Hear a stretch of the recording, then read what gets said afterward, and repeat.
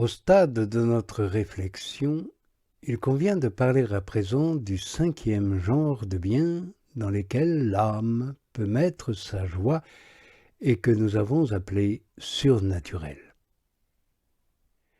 Nous entendons par là tous les dons et toutes les grâces qui viennent de Dieu et qui dépassent les facultés et les forces de la nature et que l'on appelle grâces données gratuitement.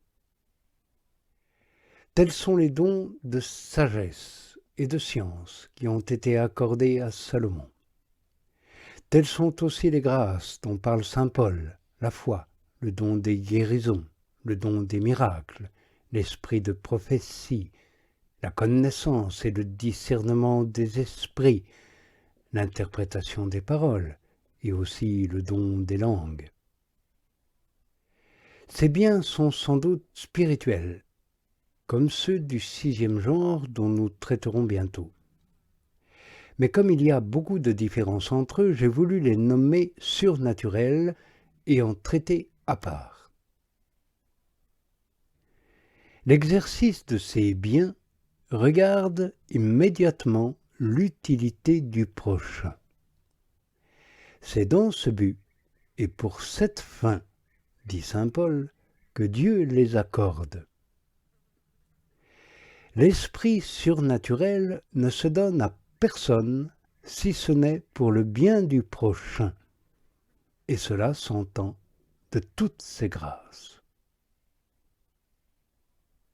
Quant aux grâces spirituelles, que nous verrons un peu plus tard, leur exercice comprend seulement les rapports de l'âme à Dieu et de Dieu à l'âme, dans une communication d'intelligence, de volonté, etc. Mais nous verrons cela plus tard. Il y a donc une différence dans l'objet, puisque les dons spirituels regardent Dieu et l'âme, tandis que les faveurs surnaturelles dont nous parlons aujourd'hui sont ordonnées aux autres créatures et pour leur utilité. Elles diffèrent aussi dans leur substance et par suite dans leurs opérations, et par conséquent, elles diffèrent nécessairement dans la doctrine. Nous allons donc parler maintenant des dons et des grâces surnaturelles dans le sens où nous les entendons ici. Or, pour surnaturaliser la vaine joie qui en provient, il convient de signaler deux avantages qu'il y a dans ce genre de biens, c'est-à-dire un genre temporel et l'autre spirituel. Le temporel regarde la santé rendue aux malades, la vue restituée aux aveugles, la résurrection des morts, la délivrance des possédés du démon, la prophétie de l'avenir, qui avertit les hommes de se tenir sur leur garde, ou autre bien de ce genre. L'avantage spirituel et éternel consiste en ce que Dieu est connu et glorifié par ses œuvres, par celui qui les accomplit, et par ceux en faveur de qui ou en présence de qui elles s'accomplissent. Quant au premier avantage, qui est l'avantage temporel, les œuvres et les miracles surnaturels ne méritent que peu ou même nullement la joie de la part de l'âme. Car si on exclut le second avantage, ils n'ont pas beaucoup d'importance pour l'âme. Ils n'en ont même aucune, puisqu'ils ne sont pas, par eux-mêmes, le moyen qui unit l'âme à Dieu. C'est là l'œuvre exclusive de la charité. Ces œuvres donc, ou grâces surnaturelles, peuvent même être accomplies par quelqu'un qui n'est pas en état de grâce et ne possède pas la charité.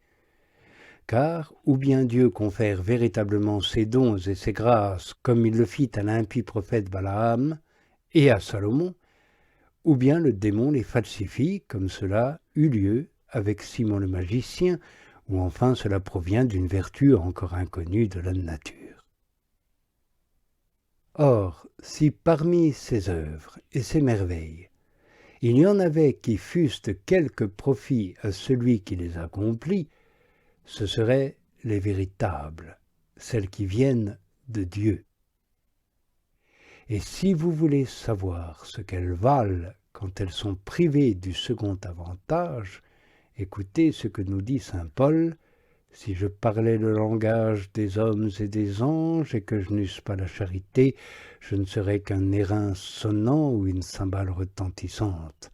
Si j'avais le don de prophétie, si je connaissais tous les mystères et toutes les sciences, si j'avais une foi à transporter les montagnes et que je n'eusse pas la charité, je ne suis rien.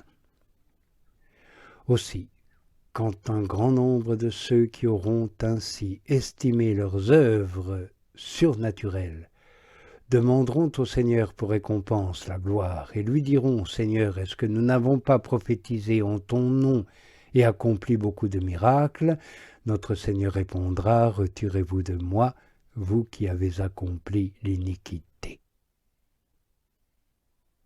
L'homme doit donc se réjouir non de la possession de ces grâces extraordinaires et de l'usage qu'il en peut faire, mais du fruit spirituel qu'il peut en retirer en suivant la volonté de Dieu avec une véritable charité, car c'est elle qui nous donne droit à la vie éternelle.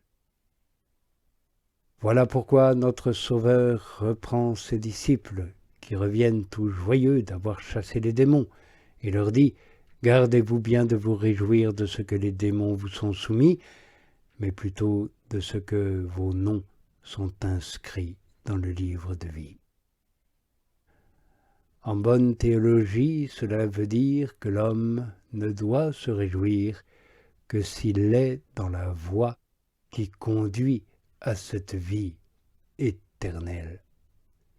Voie qui consiste à accomplir ses œuvres dans la charité de Dieu. Car de quoi sert ce qui n'est pas amour de Dieu? Quelle en est la valeur? Or cet amour n'est pas parfait s'il n'a pas assez de force et de sagesse pour purifier l'âme de toutes les joies qui viennent de la créature et pour ne se complaire que dans l'accomplissement de la volonté de Dieu.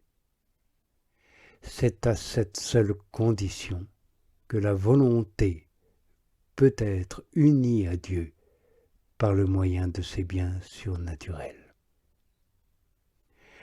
Nous traiterons demain des dommages où l'âme tombe quand elle met la joie de la volonté dans ses biens surnaturels.